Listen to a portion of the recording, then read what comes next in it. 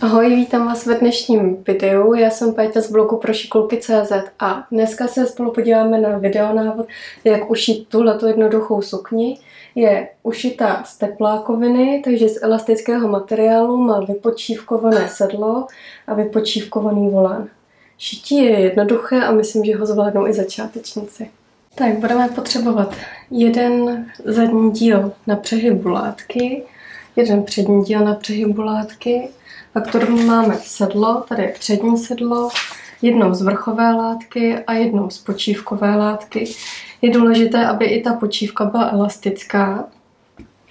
A pak tady máme stejně tak sedlo zadního dílu z počívky na přehybu látky, z vrchové látky na přehybu látky. A pak tady máme volán, ten máme vystřižený dvakrát z vrchové látky, také na přehybu a dvakrát z té počívkové látky. A teď budeme šít. Začneme u těch sedel. Nejdřív si vezmeme ta počívková sedla. Položíme si je na sebe lícem k líci a sešpendlíme v těch bočních švech.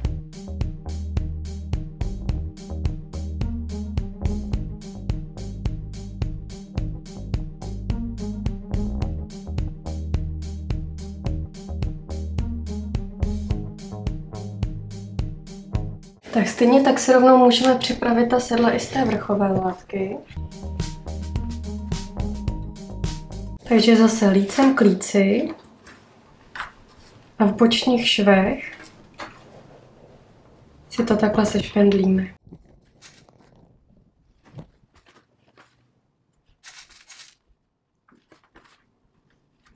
Rovnou si můžeme připravit i ty díly sukně. Tady máme zadní díl. Lícem nahoru, přes něj položíme přední díl, lícem dolů, takže jsou zase lícem k líci. A sešpendlíme si zase boční švy.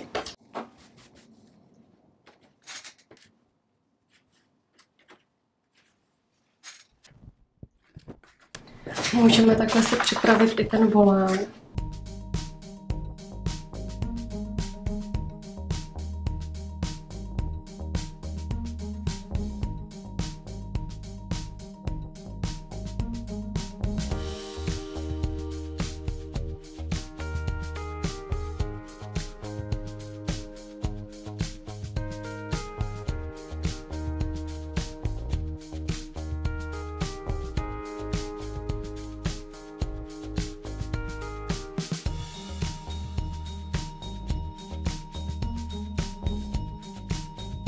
Tak a teď si to všechno sešijeme. Protože šijeme z pružných materiálů, potřebujeme, aby i ty švy byly pružné, takže já budu šít na overlocku, nicméně sukně se dá šít i na klasickém stroji za použití pružných stehů. A teď si vlastně všechny ty sešpendlené boční švy sešijeme.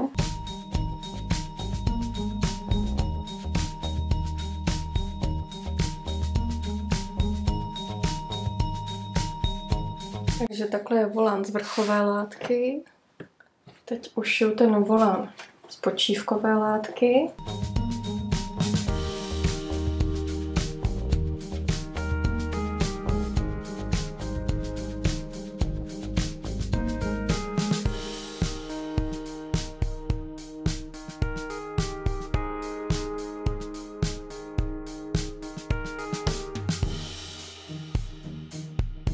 Takže to je počívkový volán.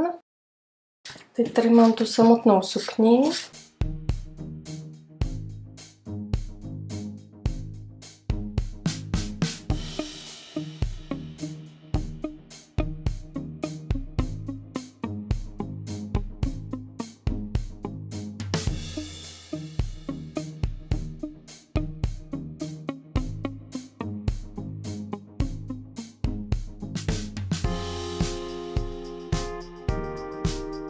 Tak a teď ještě zbývá to sedlo z vrchové látky a z počívkové látky.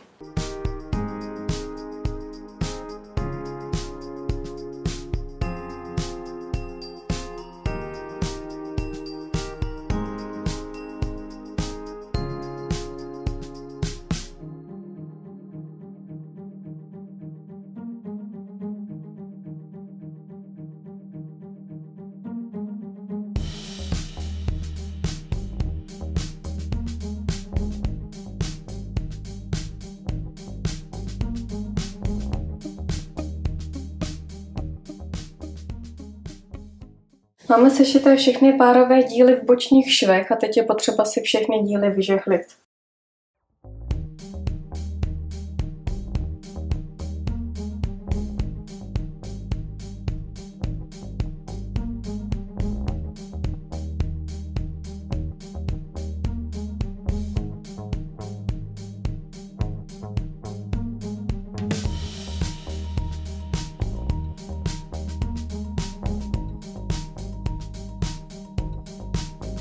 Tak teď si sešijeme ta sedla z té vrchové látky i z té počívkové látky. Tady je vidět, že to přední i zadní sedlo jsou trochu jinak tvarované.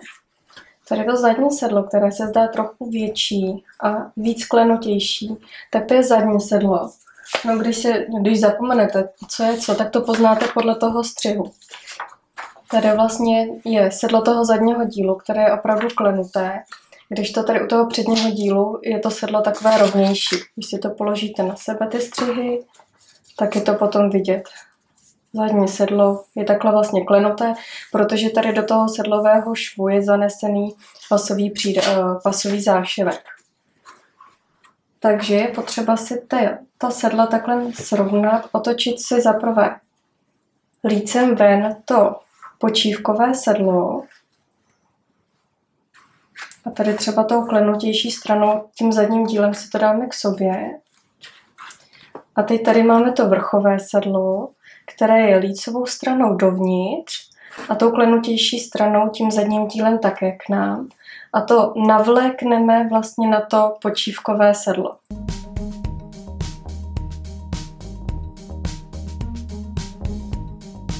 Takže jsou teď ta sedla takhle lícem k líci. Je důležité si takhle sesadit ty boční švy, aby vlastně byly přesně na sobě. Švové přídavky složíme u té vrchové látky směrem do zadního dílu a u té počívkové látky směrem do předního dílu. Našpendlíme si takhle celý ten obvod vlastně toho pasu. Takže tady taky u vrchové látky je švový přídavek směrem do zadního dílu. To tady odstřihnu. A u té počívkové látky je směrem do předního dílu.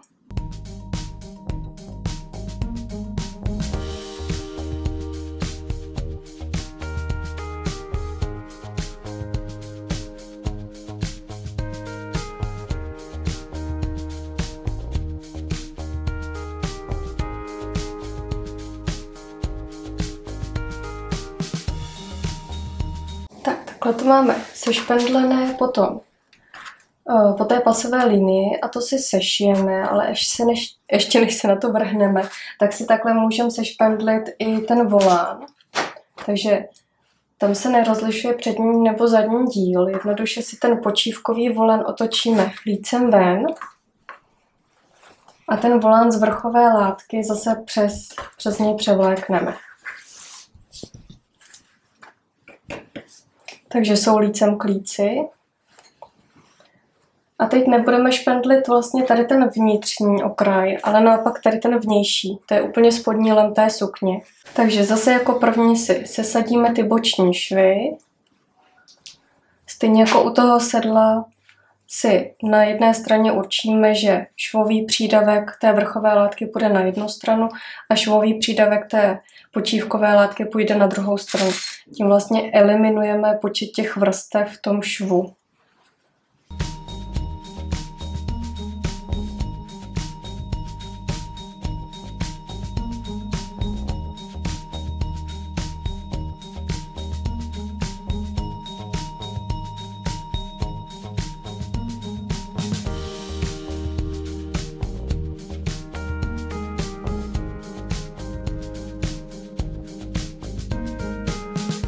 Tak a ten volán si teď teda vlastně jednoduše sešijeme.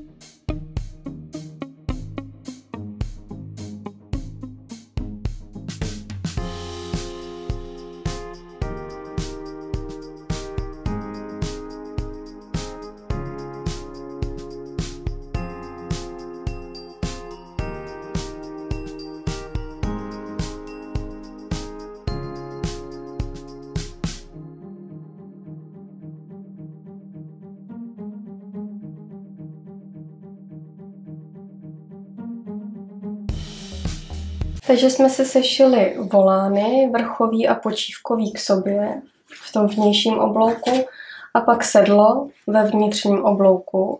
Je dobré si tady ponechat další konce řetízku, pokud šijete na overlocku, protože tady už nebude následovat žádný šev, takže si ten řetízek zatáhneme pod smyčky.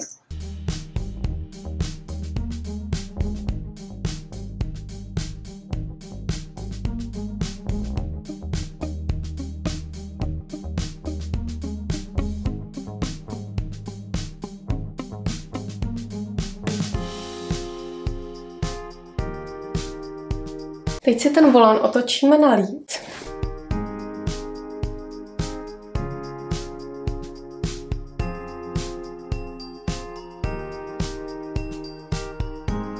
A je potřeba, aby nám ta počívka nevykukovala, nebo respektive, pokud chcete, aby naopak to byl ozdobný prvek, tak teď budeme štepovat ten spodní okraj.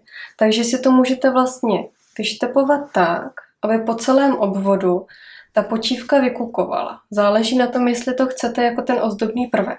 Pokud naopak nechcete, aby počívka vyčuhovala, tak je potřeba ji v podstatě takhle vymnout směrem do rubu toho volánu, aby z lícové strany ta počívka se prostě nikde neobjevila.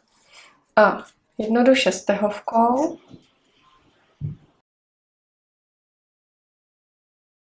po celém obvodu ten volán vystahujeme tak, jak chceme.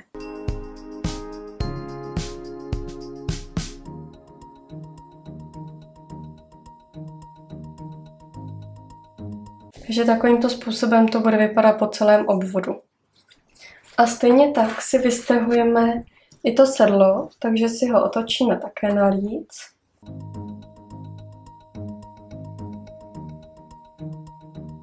Tak tady máme tu pasovou linii a tu počívku zase takhle vlastně jakoby zahrneme do toho rubu.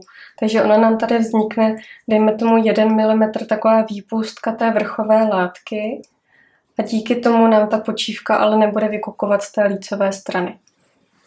A stejně tak my si teda tady tu pasovou linii po celém obvodu toho sedla vystahujeme.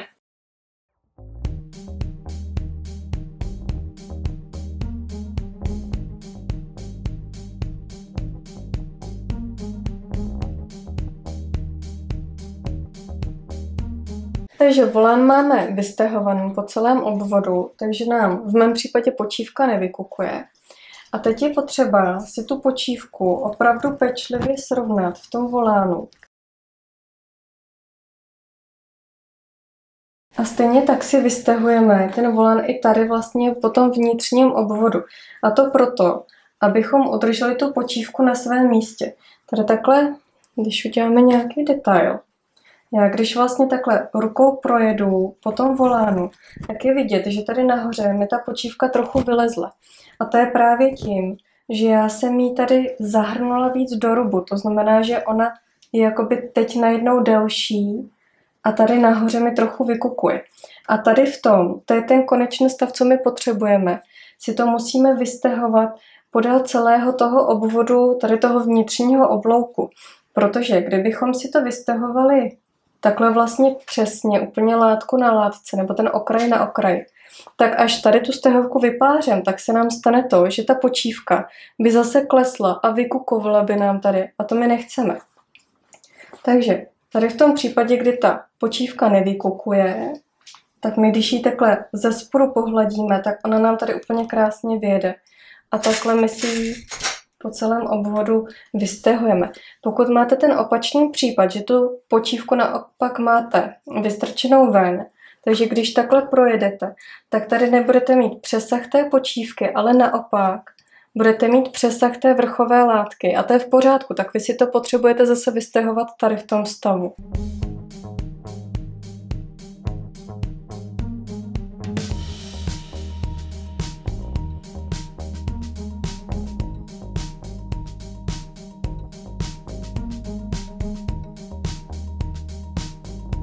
Tak volán i sedlo máme vystahované.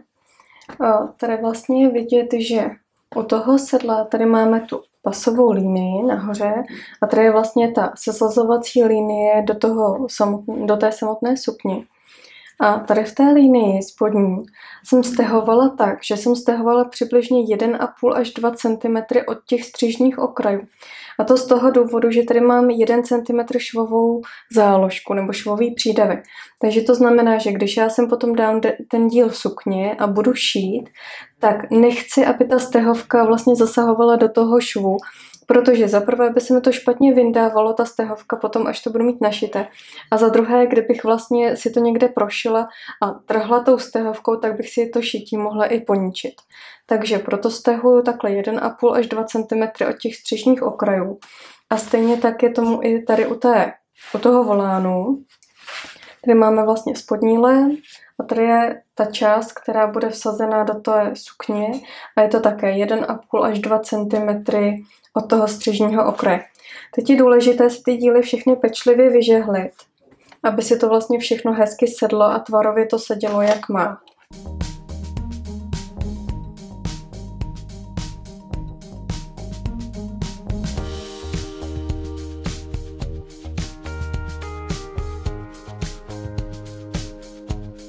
Tak sedlo máme vystahované a přežehlené a teď si ho budeme našpendlovat vlastně k té sukni.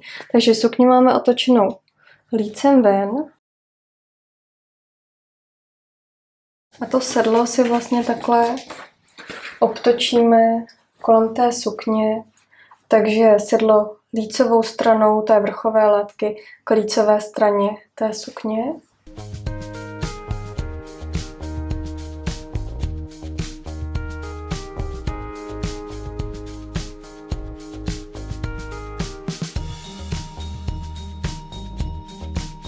Tak sedlo máme našpendlené do sukně. Teď si tu sukně takhle otočíme, stále ji máme lícem ven a našpendlíme si tam i ten volán. Takže ten bude zase lícem k líci té sukně. Je důležité, aby byly sesazené ty boční švy.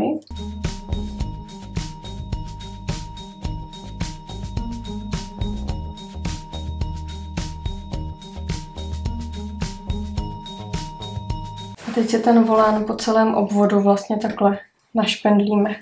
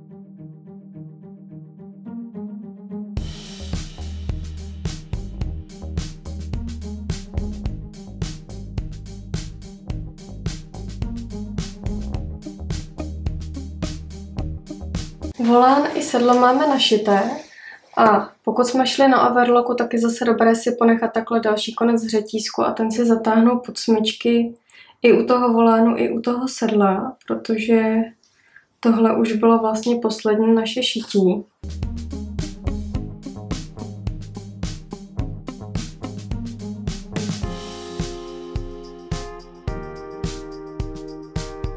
No a my když si tu sukni takhle otočíme na líc, tak už ji máme v podstatě hotovou.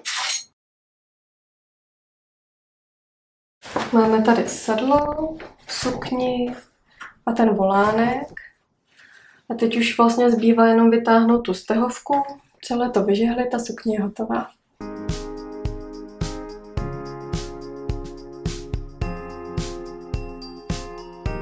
Tak sukni máme ušitou. Já myslím, že na to, že je z té plákoviny, tak vypadá velmi elegantně. Myslím, že se to povedlo. Pokud se vám tenhle videonávod líbil a máte pocit, že by se hodily videonávody u všech střihů, tak mi o tom dejte vědět. Budu moc ráda za všechny tipy. Mějte se hezky, ahoj.